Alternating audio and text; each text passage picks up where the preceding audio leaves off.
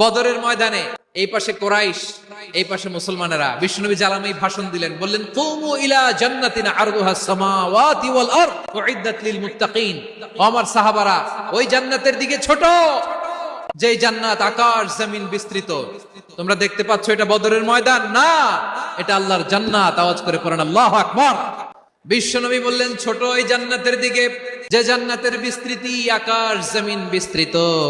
বিশ্বনবীর এই কথা শোনার পরে এক আনসারী সাহাবী সাইয়েদনা উমাইর ইবনুল হুমাম রাদিয়াল্লাহু তাআলা আনহু খেজুর খাচ্ছিলেন।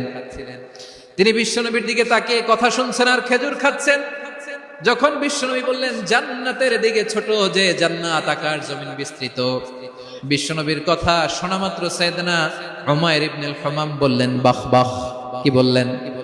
বাহ বাহ মানে চমৎকার, মাশাআল্লাহ চমৎকার।